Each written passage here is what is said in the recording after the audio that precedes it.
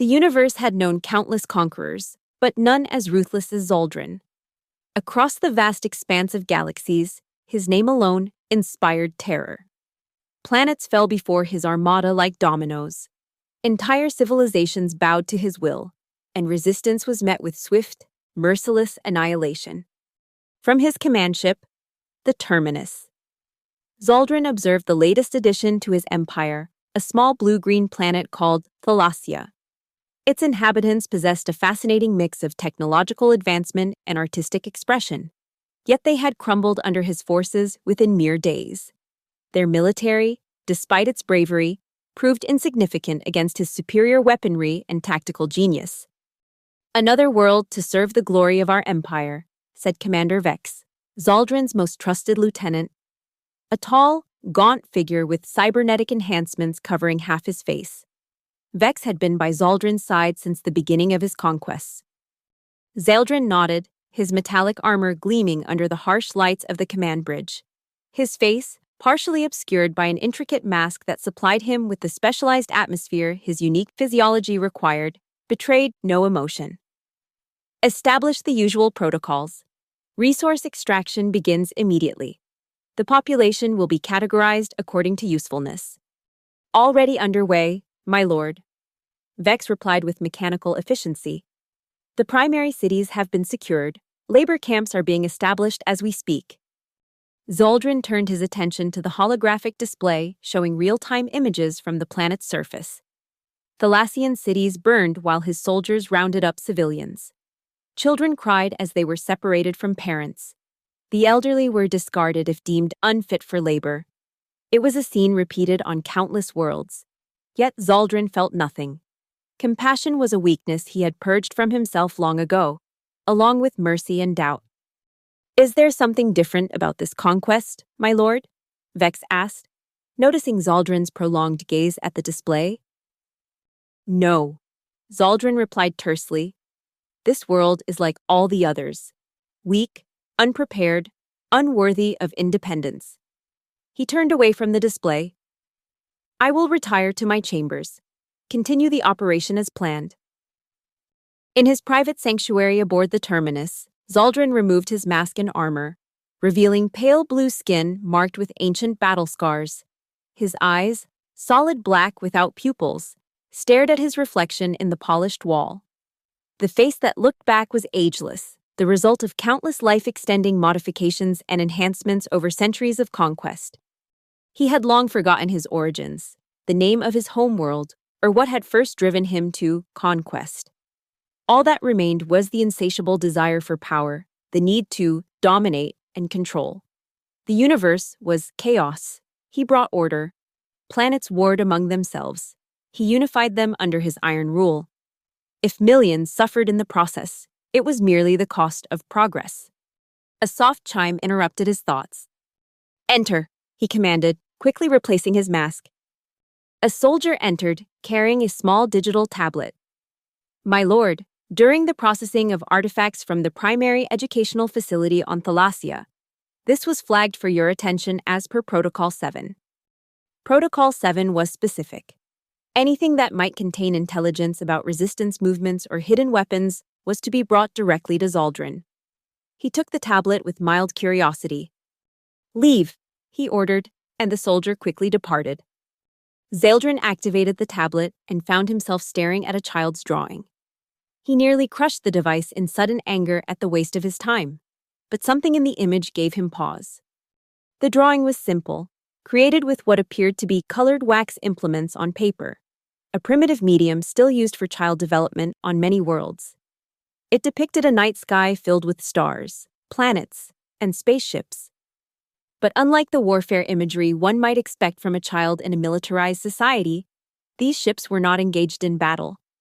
Instead, beings of different shapes, sizes, and colors held hands in a circle that spanned multiple planets.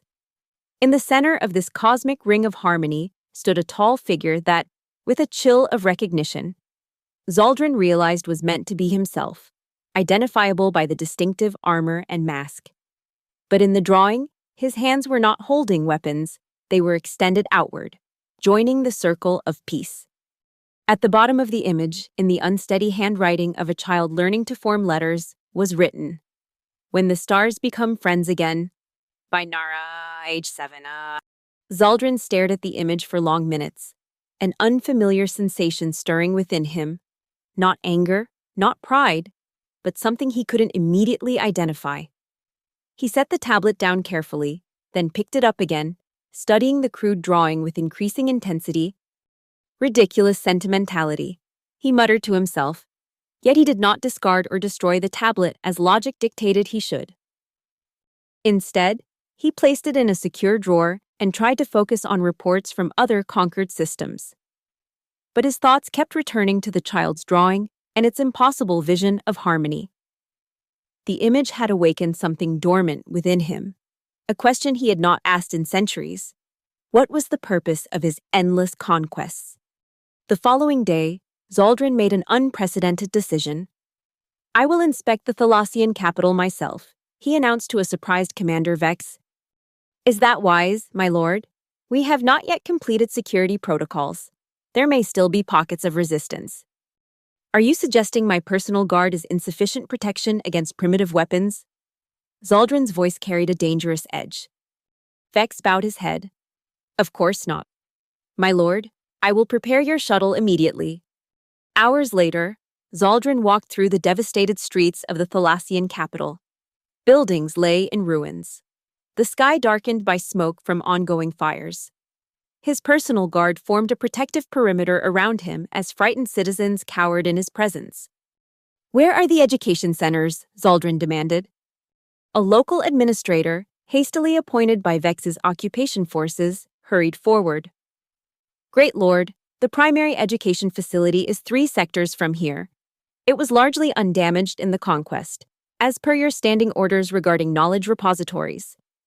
Zaldrun nodded. His empire might be built on subjugation, but he was not foolish enough to destroy valuable information or learning centers. Educated slaves were more productive than ignorant ones. "Take me there," he commanded. The education facility was a low, sprawling building with colorful murals on its exterior walls, now partially covered by imperial banners. Inside, the classrooms were empty, the children having been processed and categorized along with the adult population. "Where are the children who attended this facility?" Zaldrun asked. The administrator hesitated. "Most have been assigned to youth labor camps or preliminary military training, depending on their aptitudes." "I wish to see the creator of this," Zaldrun said, producing the tablet with the drawing. The administrator's eyes widened in fear. I would need to consult the processing records, Great Lord. It may take time to locate one specific child." "You have 1 hour," Zaldrun replied coldly. Exactly 57 minutes later, Zaldrun stood before a small, utilitarian building on the outskirts of the city, an orphanage that had been converted to a youth processing center. Children lined up in formation, wearing identical gray uniforms, their faces blank with fear and exhaustion. A nervous official led Zaldrun to a small girl with auburn hair and eyes too large for her thin face. She stood apart from the others, her uniform slightly different, marked with a yellow band that designated her for special education due to high aptitude scores. "This is Nara Elson, age 7 standard years," the official reported. Both parents were casualties during the initial bombardment. No surviving relatives identified. Zaldrun dismissed his guards and officials with a gesture, leaving him alone with the child in the sparse room. The girl stood rigidly at attention, eyes fixed on the floor, clearly having been instructed how to behave in the presence of imperial authority. "Look at me," Zaldrun commanded, his voice softer than its usual harsh tone. The child raised her eyes, and Zaldrun saw something unexpected there, not just fear, but curiosity and intelligence.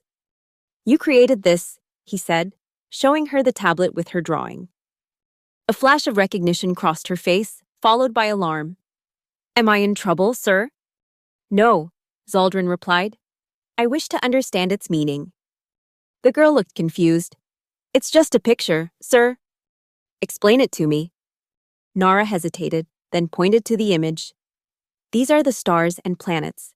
These are people from different worlds. And this? She paused, glancing nervously at Zaldrun. This is you.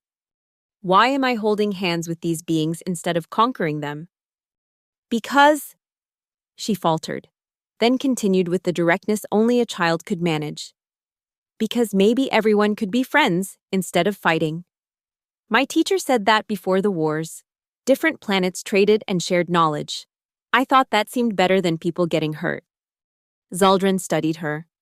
Your world was weak. That is why it fell. My father wasn't weak, Nara replied, a spark of defiance in her voice. He was a scientist. He said strength isn't just about weapons or who can hit hardest. What happened to him? He died when your ships came. Our home collapsed. Her words were simple, factual, without the accusation an adult might have included. Something stirred in Zaldrun, a sensation he had not experienced in centuries. Was it guilt? No. That was impossible. He had overseen the destruction of countless civilizations without remorse. What would you do if you had power like mine? He asked suddenly. Nara considered the question with surprising seriousness for a child. I would help people build things instead of breaking them. My mother said that's harder, but better. Your mother was naive, Zaldrun stated. What does naive mean? It means she did not understand how the universe truly works. Nara looked at him directly, her gaze disconcertingly steady. How does it work? The simple question caught Zaldrun off guard. He had lived for centuries, conquered galaxies, and yet this child's question made him pause. How did the universe truly work? Through power and domination, he had always believed, the strong ruled, the weak served. It was the natural order he had observed and enforced across countless star systems. But standing before this orphaned child whose world he had destroyed, Zaldrun found his certainty wavering for the first time in memory. That will be all, he said abruptly, turning to leave. Will I see you again? Nara asked, surprising him once more. Zaldrun paused at the doorway. Perhaps. Back aboard the terminus, Zaldrun summoned Commander Vex to his private chambers, an unprecedented action that left the commander visibly unsettled. The child who created this image, Zaldrun began without preamble, showing Vex the drawing. I want her transferred to the ship. Assign her comfortable quarters near my own. Vex's cybernetic eye whirred as it adjusted focus. My lord? Is my order unclear, Commander? No, my lord. But may I inquire as to the purpose? Is the child to be studied? Does she possess valuable intelligence? The purpose is my concern alone, Zaldrun replied coldly. See that she is treated well. Assign an educational drone to continue her development. Vex bowed stiffly. As you command, my lord. After Vex departed, Zaldrun stood at the viewport of his chamber, watching the stars. For the first time in countless cycles, doubt clouded his thoughts. The empire he had built spanned thousands of worlds, yet what had it truly accomplished? Planets stripped of resources, populations enslaved, cultures destroyed, all to feed the ever-expanding machine of conquest. And for what purpose? Once, long ago, he had believed he was bringing order to chaos, uniting the galaxies under a single rule to end the petty wars and conflicts that plagued civilized space. But somewhere along the way, that noble purpose, if it had ever truly existed, had been lost. The child's drawing mocked him with its simplicity and impossible vision. Peace among the stars, unity without conquest, strength without destruction. Weakness, he muttered to himself, yet the word lacked its usual conviction. In the days that followed, Zaldrun found himself drawn to the quarters where Nara had been installed. The child had been given comfortable accommodations, educational materials, and decent food, luxuries unheard of for conquered populations. Zaldrun observed her through surveillance systems as she explored her new environment, her natural curiosity evident as she interacted with the educational drone and the limited AI assistance permitted in her quarters. On the 5th day, he visited her in person. Are you a prisoner too? Nara asked as soon as Zaldrun entered her quarters. The question startled him. I am the ruler of this empire. I cannot be a prisoner. Nara looked at his mask pointedly. But you can't breathe without that. That's like being trapped. No one in centuries had dared speak to Zoldrin with such directness. The usual response would be swift punishment, yet he found himself answering instead. My species requires different atmospheric conditions than most. The mask provides what I need. Oh. Nara accepted this explanation easily. My friend Leto at school had a breathing device too. His lungs didn't work right. Where is this friend now? Nara's face fell. I don't know. Everyone got separated when your soldiers came. Again, that unfamiliar pang within Zoldrin's chest. He changed the subject. The educational drone reports that you are learning quickly. Nara nodded. I like learning about the stars and planets. There are so many. Have you been to all of them? Many, but not all. The universe is vast. The drone showed me maps of your empire. It's really big. She hesitated, then asked, why do you take over planets? In all his long existence, no one had asked Zoldrin this question so directly. His subordinates accepted his will without question. His enemies feared rather than understood him. Even he had stopped asking himself this question ages ago. Because I can, he finally replied. Because they are weak, and I am strong. That's not a very good reason, Nara said with childish frankness. Instead of anger, Zoldrin felt curiosity. What would be a good reason? To help people, or if they asked you to. My mother said taking things that don't belong to you is stealing, even if you're stronger. Planets do not belong to anyone until they are claimed, Zoldrin countered. The people who live there might think differently, Nara suggested. Zoldrin left shortly afterward, disturbed by the conversation in ways he could not articulate. The child's simple moral clarity challenged assumptions he had held for centuries. That night, he summoned ancient records from the imperial archives, histories of his earliest conquests, declarations of his intentions, manifestos written when his empire was in its infancy. He read his own words from centuries past with growing disquiet. A united galaxy means an end to war. One rule, one law, one path forward. The suffering of conquest is temporary. The benefits of unity are eternal. When had that vision become corrupted? When had unity become subjugation? When had he stopped building and focused solely on conquering? The following day, Zoldrin did something unprecedented. He canceled a planned invasion of a neighboring star system. Commander Vex was visibly shocked by the order. My lord, preparations are already complete. The armada is positioned. We await only your command to begin the bombardment. The operation is suspended indefinitely, Zoldrin replied firmly. May I ask why, my lord? Have our intelligence reports proven inaccurate? You may not ask why, Commander. You will obey. Vex bowed stiffly. But Zoldrin caught the look of confusion and concern that passed between him and the other officers on the bridge. Over the following weeks, a strange routine developed. Zoldrin spent hours with Nara, listening to her questions and perspectives. He arranged for her to have access to imperial historical records, carefully edited, but still providing more truth than any conquered subject had been permitted in generations. He brought artifacts from various worlds for her to examine, explained the technologies that powered his ships, and even, on rare occasions, spoke of his own past. In return, Nara shared her childish wisdom, simple moral truths that had somehow become obscured in Zoldrin's millennia of existence. She drew more pictures, crafted stories, and asked endless questions that forced Zoldrin to confront contradictions in his empire he had long ignored.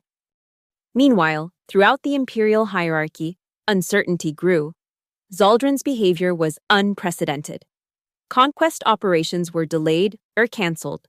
Resources that would have been directed to the war machine were instead held in reserve. For the first time in living memory, the Empire's expansion had ceased. In a secure communication chamber, Commander Vex met with the Imperial Council, the 12 highest-ranking commanders who helped administer Zoldrin's vast domains. His behavior is increasingly erratic, Vex reported, all because of this child from Thalassia. Could the child be some form of weapon? asked Admiral Zorn, commander of the Eastern Fleet. A telepathic influencer, perhaps? All scans show she is an ordinary Thalassian child, Vex replied. No unusual abilities or technologies detected. Then our Lord has simply gone mad, stated General Crace, her metallic exoskeleton gleaming under the chamber's lights. After thousands of years, perhaps it was inevitable. The Empire cannot afford such weakness, said Counselor Dram, the oldest among them. Already, rumors spread through the conquered worlds. Resistance movements grow bolder. If our enemies sense hesitation, all that we have built could collapse. What do you propose? Vex asked, though he already knew the answer. The succession protocols are clear. Dram replied coldly. If the Emperor becomes unfit to rule, the Council must act to preserve the Empire. Treason, then, Vex said, his cybernetic eye scanning each Council member in turn. Preservation, corrected Admiral Zorn. Zaldrun himself established these protocols. We merely follow his original wisdom rather than his current. Confusion. One by one, the Council members signaled their agreement. Only Vex remained uncertain, his loyalty to Zaldrun warring with his dedication to the Empire itself. We move in 3 days, General Crace declared. Prepare your most trusted units, Commander Vex. The transition must be swift and absolute. Vex nodded slowly. And the child? Will be eliminated, of course. Dram stated matter-of-factly. Along with anyone else who has been contaminated by this weakness. Unaware of the plot forming against him, Zaldrun continued his unusual behavior. He ordered a review of conditions on recently conquered worlds and was disturbed by what he found. Resources stripped to depletion. Indigenous populations working under brutal conditions. Cultural treasures destroyed or looted. All in his name, all following his long-established protocols. Show me Thalassia, he commanded the monitoring systems in his private chambers. The holographic display showed labor camps where Thalassians worked to extract their planet's mineral wealth for the Empire. Children separated from parents. The elderly discarded, dissenters publicly executed.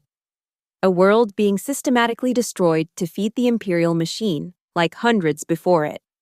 For the first time in centuries, Zaldrun felt shame. He summoned Nara to his observatory, a vast chamber with a transparent ceiling that offered an unobstructed view of the stars. The child entered with the confidence of someone who no longer feared him. Another unprecedented development in Zaldrun's experience. Your world suffers under my rule, he said without preamble. Nara looked up at the stars rather than at him. Yes. As do many worlds. Yes. I believed it was necessary. The price of order and progress.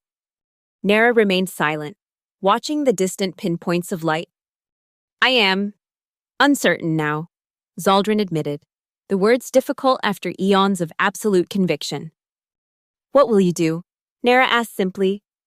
It was the question Zaldrun had been avoiding. What indeed? To admit error after millennia of conquest? To attempt to undo the damage of 1,000 subjugated worlds? The task seemed impossible. The implications overwhelming. I do not know, he answered honestly. You could start by helping instead of hurting, Nara suggested. That's what my mother would say. Before Zaldrun could respond, an alarm blared throughout the ship.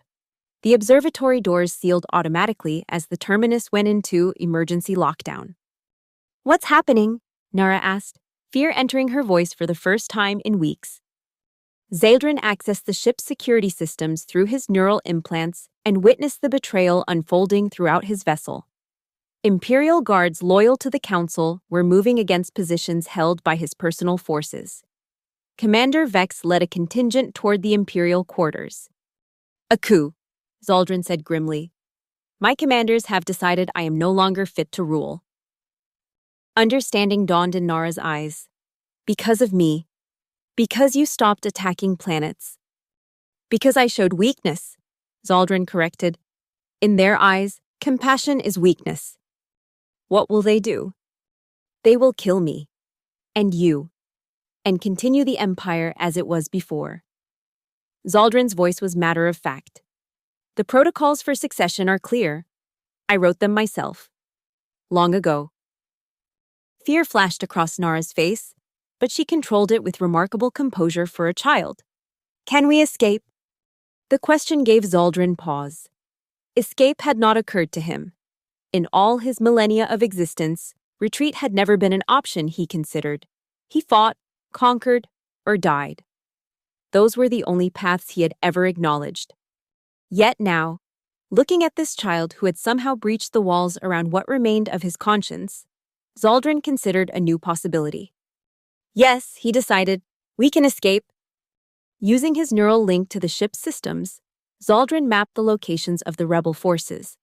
They had secured the main bridge and were systematically taking control of crucial systems.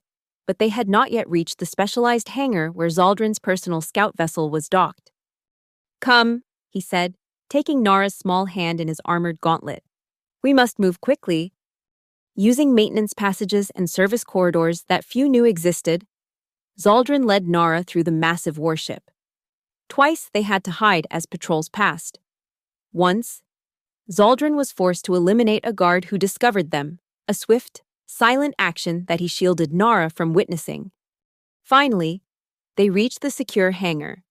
Zaldrin's scout ship, the Eclipse, was a small, fast vessel designed for reconnaissance rather than combat, but it possessed stealth capabilities that might allow them to slip past the Imperial blockade. Halt! Came a command from behind them as they approached the ship. Zaldrin turned to find Commander Vex standing at the hangar entrance, flanked by a squad of elite guards. The commander's weapon was aimed directly at Zaldrin's chest. You disappoint me, Vex, Zaldrin said calmly. The Empire disappoints in you, my lord, Vex replied. Your weakness threatens everything we have built. Perhaps what we built was not worth preserving, Zaldrin suggested. Vex's organic eye widened in shock. You speak heresy against your own creation? I speak truth I have too long denied. Zaldrin positioned himself to shield Nara from the weapons trained on them. The Empire is built on suffering. It creates nothing. It only consumes. The Council has voted, Vex stated flatly. You are deemed unfit to rule. The succession protocols have been activated. The protocols I created when I believed power was all that mattered, Zaldrin acknowledged. I was wrong, Vex. Wrong? Vex seemed genuinely confused. You conquered 1,000 worlds. You unified warring galaxies. Your name is spoken with awe across the cosmos. And with hatred and fear, Zaldrin added, what legacy is that, Commander, when all you leave behind is pain? For a moment, doubt flickered across Vex's face. Then his expression hardened. Surrender the child, my lord. The Council might show mercy if you renounce this weakness and return to your former strength. Zaldrin glanced down at Nara, who looked back at him with trust that he had done nothing to deserve. In her eyes, he saw possibility. The chance that even someone like him, with millennia of atrocities to his name, might find a better path. No, Zaldrin said simply. With lightning speed, he activated his neural implants, interfacing directly with the hangar's security systems. Emergency barriers slammed down between his position and Vex's squad. Warning lights flashed as the hangar began to depressurize. Quickly, Zaldrin urged, lifting Nara and rushing toward the Eclipse. Weapons fire erupted behind them as Vex's squad attempted to blast through the barriers. The hangar doors began to open to the vacuum of space as Zaldrin and Nara reached the scout ship. Its systems activated at Zaldrin's neural command, the entry ramp extending just long enough for them to board before sealing behind them. Secure yourself, Zaldrin ordered as he took the pilot's seat. Nara buckled into the co-pilot's chair, her eyes wide but determined. The Eclipse's engines roared to life as the hangar completed its depressurization. With a burst of speed that pressed them back into their seats, the small vessel shot out into space. Immediately, alarms blared as the Terminus's defense systems locked onto them. They're going to shoot us, Nara observed with remarkable calm. Yes, Zaldrin agreed, his hands dancing over the controls. But this ship was designed to evade Imperial defenses. The eclipse dove and twisted as energy weapons fire blazed past them. On the tactical display, Zaldrun could see Imperial fighters launching in pursuit. "Where will we go?" Nara asked. It was a question Zaldrun had not considered until this moment. Where indeed could the universe's most notorious conqueror flee? What world would offer sanctuary to one who had subjugated so many? "Somewhere I have not yet destroyed," he replied grimly, plotting a course toward the uncharted regions beyond Imperial space. The eclipse shuddered as a glancing hit struck its shields. More Imperial vessels were joining the pursuit. "They really want to catch us," Nara noted. "I know too much," Zaldrun explained as he executed a series of evasive maneuvers. "And I represent a dangerous idea, that the Empire might be wrong." The tactical display showed a massive energy buildup in the Terminus's main weapons array. They were preparing to fire the Planet Killer, a weapon designed to destroy entire worlds, now aimed at a tiny scout ship. "Hold tight," Zaldrun warned, pushing the Eclipse's engines beyond their recommended limits. The scout ship shot forward just as a massive energy beam lanced through the space they had occupied a moment before. The shockwave caught them nonetheless, sending the Eclipse tumbling end over end. Warning lights flashed across the control panel as systems failed. Nara cried out as she was thrown against her restraints. "Are we going to die?" she asked, her voice small but steady. Zaldrun's hands moved with preternatural speed across the damaged controls, coaxing the failing systems back to life. "Not today," he promised. With a final surge of power, the Eclipse's hyperspace drive activated. The stars stretched into lines of light, and then they were gone, leaving the Imperial fleet behind. In the sudden quiet of hyperspace, Zaldrun ran a damage assessment. The Eclipse had sustained significant damage, but the essential systems remained functional. They had escaped, for now. Nara unbuckled herself and moved to stand beside Zaldrun's chair. "What happens next?" It was the question Zaldrun had been asking himself since the moment he first saw her drawing. What happened next? How did one atone for millennia of conquest and cruelty? How did one begin to undo the damage of an empire built on subjugation? "I do not know," he admitted, "but perhaps we can discover the answer together." Nara nodded solemnly, then surprised him by placing her small hand on his armored forearm. "I think you can be good," she said simply. "Everyone can choose to be good. That's what my teacher said." Zaldrun looked down at her hand on his armor, the armor that had been a symbol of terror across the galaxies, now touched without fear by a child. "Your teacher was wiser than I have been in thousands of years," he said softly. The Eclipse continued its journey through hyperspace, carrying its unlikely passengers toward an uncertain future. Behind them, the empire Zaldrun had built would likely continue its path of conquest and destruction under new leadership. The damage of centuries could not be undone in a moment of realization. But as Zaldrun looked at the child who had somehow awakened his long-dormant conscience, he felt something he had not experienced in eons. Hope. Not for conquest or power, but for redemption. For the possibility that even the darkest heart could find light again. "We will need a new drawing," he told Nara. "A map for the path ahead." She smiled for the first time since he had known her. "I can make that."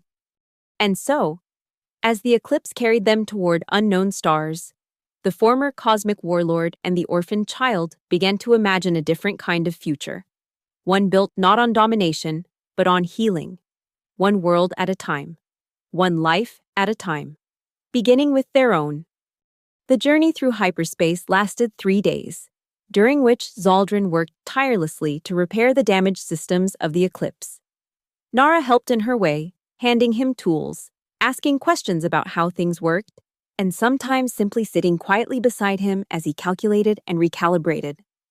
During rest periods, they talked. Zaldrun found himself sharing stories of worlds he had visited millennia ago, before his conquest began. Beautiful, peaceful places that perhaps still existed beyond the reach of his empire. Nara told him about her life on Thalassia, about her parents, her friends, and the simple joys of a childhood now lost. "My father was trying to create better medicine," she explained as they shared a meal of emergency rations. He said that helping people get well was the most important work anyone could do. Zaldrun considered this. In all his vast empire, medical research had been directed primarily toward enhancing soldiers or extending the lives of the elite. The well-being of ordinary citizens had never been a priority. Your father was right, he acknowledged. I had forgotten such truths. On the fourth day, the eclipse emerged from hyperspace near an uncharted star system. Zaldrun had chosen it based on ancient records predating his empire. A system reportedly inhabited, but technologically primitive. One he had marked for eventual conquest, but never gotten around to. Is this our new home? Nara asked, peering at the view screen showing a blue-green planet not unlike her own. Perhaps, Zaldrun replied cautiously. We must first determine if it is safe. Long-range scans showed a civilization at a pre-space flight technological level. No detection systems that could identify their approach, no weapons that could threaten the eclipse, even in its damaged state. They entered the planet's atmosphere under cover of darkness, landing in a remote forested region far from the nearest settlements. When the ship's ramp lowered, Nara rushed out immediately, breathing deeply of the fresh air and marveling at the unfamiliar stars overhead. Zaldrun followed more cautiously, his mask filtering the planet's atmosphere. The gravity was slightly stronger than he preferred, the temperature cooler, but well within his tolerance. Most importantly, there were no signs of Imperial presence. We should be safe here, at least temporarily, he told Nara. The Eclipse's stealth systems will hide us from orbital scans, and this region appears uninhabited. What will we do now? Nara asked, the eternal question that Zaldrun still struggled to answer. First, we must learn about this world and its people, he decided. Then we will find a way to help them. Instead of conquering them, Nara added with approval. Yes, Zaldrun agreed. Instead of conquering. Over the following weeks, they established a small camp near the hidden ship. Using the Eclipse's advanced technology, Zaldrun monitored global communications, learning the planet's dominant languages and studying its cultures. He discovered that the world, called Eridina by its inhabitants, was divided into nations with varying levels of development. But none had achieved spaceflight or detected the wider galactic community. More troublingly, he identified conflicts and injustices not unlike those he had once used to justify his conquests. Nations warred over resources and territory. Populations suffered under corrupt leaders. Disease and hunger affected millions, despite sufficient global resources to prevent such suffering. This world has problems, he explained to Nara as they reviewed the information he had gathered. Not unlike Thalassia before my arrival. But you're not going to fix it by conquering everyone, Nara stated firmly. No, Zaldrun agreed. But what then? How does one help without controlling? Nara considered this question with the serious expression she often wore when thinking deeply. Maybe you share what you know? My mother used to say, knowledge is better than gifts because no one can take it away from you. The simplicity and wisdom of her suggestion struck Zaldrun forcefully. Throughout his conquests, he had hoarded knowledge, using technological superiority as a weapon. What if, instead, he shared what he had learned across millennia of existence? Your mother was wise, he told Nara. Perhaps that is where we begin. Using components from the Eclipse, Zaldrun constructed communication devices that could access Eridana's information networks without being detected. He began anonymously sharing scientific advancements, medical formulas, agricultural improvements, energy efficiencies, each carefully calibrated to be just ahead of current Eridanan technology, but not so advanced as to cause disruption. Nara, meanwhile, made friends with children from a nearby village during supervised visits Zaldrun arranged. Through her, he learned about the everyday lives of Eridanans, their hopes, struggles, and simple joys that he had forgotten existed in the universe. 6 months into their exile, Zaldrun detected an Imperial signal. A routine patrol ship had entered the system, conducting a standard survey. The Empire had expanded to this region sooner than he had calculated. We must leave, he told Nara urgently. Imperial forces have found this system. Fear flashed across her face, but she nodded bravely. Where will we go? Before Zaldrun could answer, the Eclipse's sensors detected multiple ships entering the system. Not just a patrol, but a small fleet. And they were heading directly toward Eridana. With growing horror, Zaldrun realized what was happening. This wasn't a random patrol. This was an invasion force, following the conquest protocols he himself had established centuries ago. Eridana had been marked for subjugation, and now the empire he had built was coming to claim it. No, he whispered, not this world too.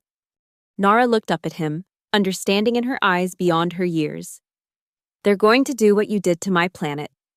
Yes, Zaldrun admitted, unless they are stopped. Can you stop them? Zaldrun assessed their situation coldly. The Eclipse, even if fully repaired, was no match for an Imperial fleet. He had no army, no weapons that could repel an invasion force. By all logical calculation, Eridana was doomed to the same fate as thousands of worlds before it. I do not know, he answered honestly. That night, as Nara slept in their hidden camp, Zaldrun stood under the alien stars, facing the most difficult decision of his long existence.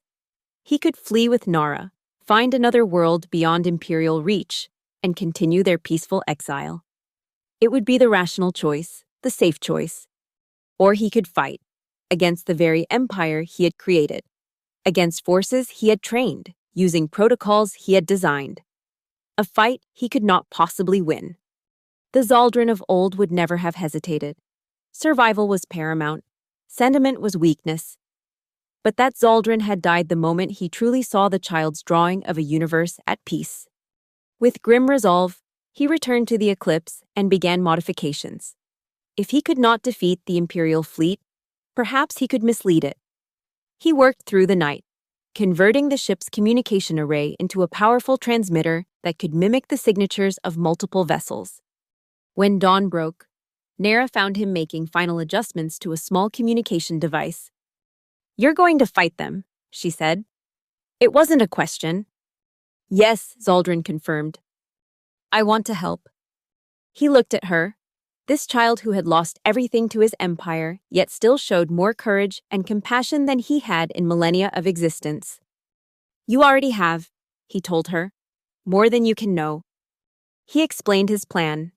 The Eclipse would create false signatures, making the Imperial fleet believe they were facing an unknown but powerful force. Meanwhile, Zaldrun would board the command ship and use his override codes, if they still functioned, to sabotage the invasion from within. What about me? Nara asked. Zaldrun handed her the communication device he had prepared. You will remain hidden. If I do not return within 3 days, this will activate. It contains coordinates to a world beyond Imperial space, and instructions for allies who might help you. But you will come back, Nara insisted. Zaldrun couldn't bring himself to lie to her. I will try. That afternoon, as the Imperial fleet moved into position around Eridana, the Eclipse lifted off from its hiding place. Nara had been left safely concealed in a cave system, with supplies and protection systems that would keep her hidden from Imperial scans. As the small scout ship approached the massive Imperial vessels, Zaldrun activated the signature replicators. On Imperial screens, it would appear that dozens of unknown ships had suddenly appeared near Eridana. The deception worked. The Imperial fleet broke formation, weapons powering up to face the phantom threat. In the confusion, the Eclipse slipped through their perimeter, heading directly for the command ship, a massive dreadnought called the Dominion. Using command codes that, thankfully, had not yet been purged from the system, Zaldrun's ship was granted emergency docking clearance. He landed in a secondary hangar, away from the main activity of the ship.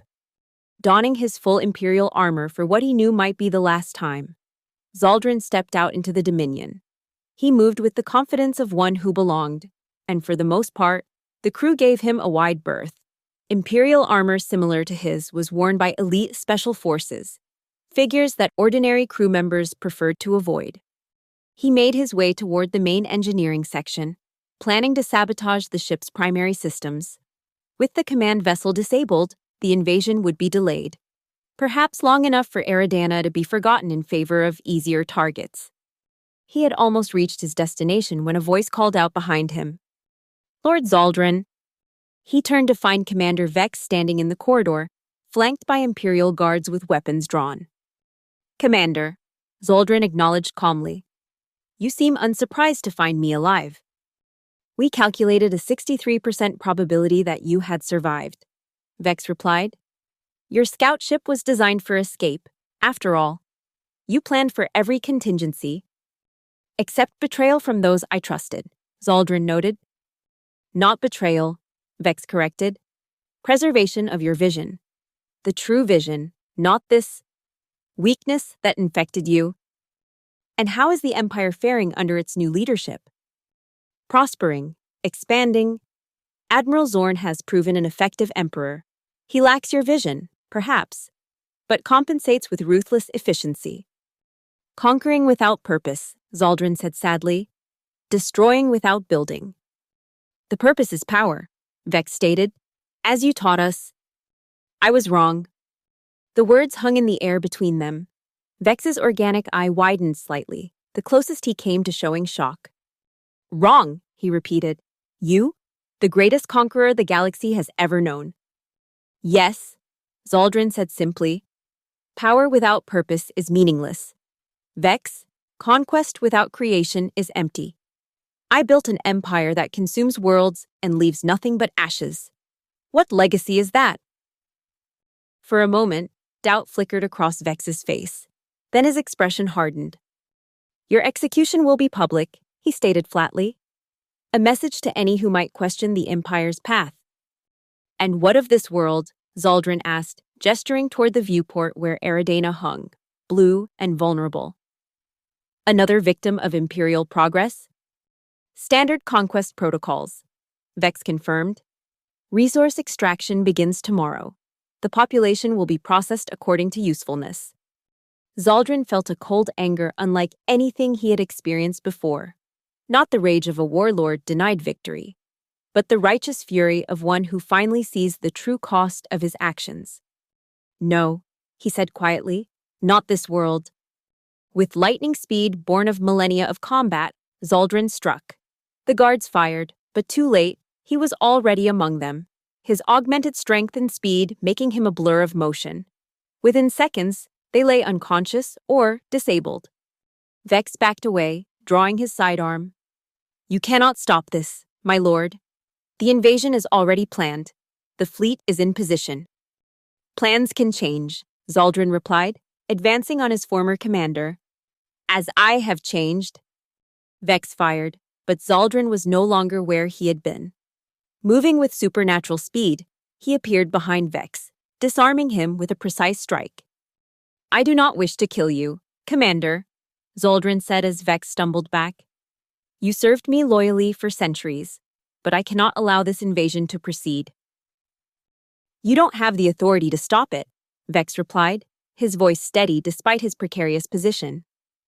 "Your codes have been purged from the command systems." "Not all of them," Zaldrun said with certainty. "There are protocols even you don't know about, Commander. Contingencies I built into the Empire's foundation." Fear flickered across Vex's face for the first time. "What are you planning?" Instead of answering, Zaldrun struck, a precise blow that rendered Vex unconscious without causing permanent damage. Then he proceeded to the nearest command terminal. As he had suspected, certain deep-level override codes remained functional, fail-safes he had built into the Imperial systems millennia ago and kept secret even from his closest commanders. With these, he could not seize control of the fleet, but he could do something almost as effective. Working quickly, Zaldrun accessed the Imperial database and transmitted a specific set of coordinates throughout the fleet, coordinates for a phantom rebel base that would draw the Imperial forces away from Eridana. He flagged the information with the highest priority, identifying it as intelligence critical to the Empire's security. As he finished, alarms began to sound throughout the ship. His presence had been detected, and security forces would be converging on his position. He had minutes at most. Making his way back to the hangar where the Eclipse waited, Zaldrun encountered resistance. Imperial troops who fired without hesitation at what they now recognized as the disgraced former emperor. He disabled those he could without killing, but some fell to lethal force as he fought his way through the Dominion's corridors. Reaching the Eclipse, he found it surrounded by security forces. There would be no easy escape this time. But as the Imperial troops closed in, the ship's engines suddenly roared to life, its weapon systems activating autonomously. Zaldrun realized what was happening. The Eclipse's AI systems were creating a diversion. The scout ship rose from the hangar deck, firing precision shots that blocked the troops' advance without causing casualties, creating a path for Zaldrun to reach a different vessel. A small Imperial shuttle docked nearby. As the troops focused their fire on the Eclipse, Zaldrun slipped aboard the shuttle and initiated launch protocols. By the time the Imperial forces realized the deception, he was already clearing the hangar, the shuttle's engines burning hot as it accelerated away from the Dominion. Behind him, the Eclipse executed a final, desperate maneuver, ramming into the Dominion's main sensor array before self-destructing in a brilliant flash that temporarily blinded the Imperial fleet's tracking systems. In the confusion, Zaldrun's stolen shuttle slipped away, heading for Eridana and the hidden location where Nara waited. On the shuttle's communication system, he could hear the Imperial fleet receiving the false coordinates he had planted, orders being issued to investigate the Phantom Rebel base. One by one, the Imperial ships changed course, moving away from Eridana toward a threat that did not exist. Not a permanent solution, but enough to buy time for Eridani, and time for Zaldrun and Nara to find a new path forward. As the shuttle entered Eridana's atmosphere, Zaldrun felt a weight lifting from his spirit. For the first time in his long existence, he had fought not to conquer, but to protect. Not for power, but for freedom. The battle was far from over. The empire he had created would not be dismantled in a day. But it was a beginning. He landed near the cave where he had left Nara and found her waiting anxiously at the entrance, her face lighting up with joy when she saw him approach. "You came back," she cried, running to meet him. "I promised I would try," he reminded her, kneeling to receive her embrace, another first in his long existence. "Did you stop them? Will they hurt this planet like they hurt mine?" "Not today," Zaldrun assured her. "But the Empire is vast and persistent. We have won only a small victory." "What will we do now?" Nara asked, the question that had become a refrain between them. Zaldrun looked up at the sky where the Imperial fleet had been, then at the distant lights of an Eridanan settlement visible through the trees. A world that would remain free, at least for now. A world where a former conqueror and an orphaned child might find a new purpose. "Now," he said thoughtfully, "we build something better." In the months that followed, Zaldrun and Nara established a new life on Eridani. Using technology salvaged from the Imperial shuttle, they created a home hidden in the forest, far from the nearest settlement, but close enough to maintain contact when needed. Zaldrun continued his anonymous contributions to Eridanan society: medical advances, agricultural improvements, clean energy technologies, carefully calibrated to help without disrupting natural development. Through secure channels, he also sent warnings to other worlds in the Empire's path, allowing some to prepare defenses or evacuate vulnerable populations before invasion forces arrived. It was not enough to undo millennia of conquest, but it was a beginning. A path toward redemption that Zaldrun had never imagined possible. Nara thrived in their new home. She attended a local school under an assumed identity, made friends, and brought joy back into a life that had known only power and conquest for too long. Each day, she drew new pictures, not just of stars and planets at peace, but of the life they were building together on Eridana. Zaldrun knew the Empire would eventually return.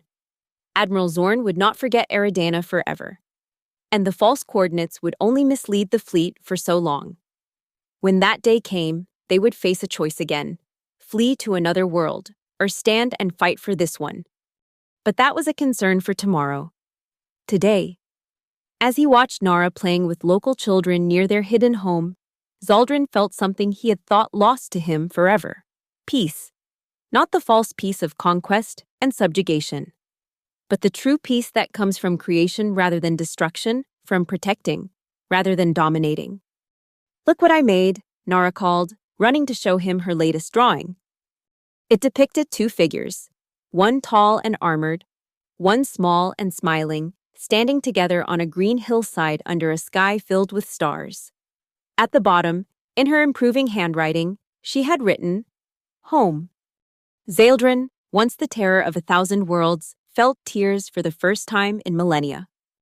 "It's beautiful," he told her, his voice rough with emotion. "The most beautiful thing in all the galaxies." And in that moment, he knew with absolute certainty that he would protect this child and this world with every ounce of his considerable power, not as a conqueror, but as a guardian. Not through fear, but through love. The universe had known countless conquerors, but perhaps what it needed most was someone who had learned the true cost of conquest, someone who could begin to heal the wounds of 1,000 subjugated worlds, someone who had been shown, through the simple drawing of an orphaned child, that even the darkest heart could find redemption. As night fell over Eridiana, the former cosmic warlord and the child who had changed his heart sat together under the stars of their new home, planning not conquest, but creation.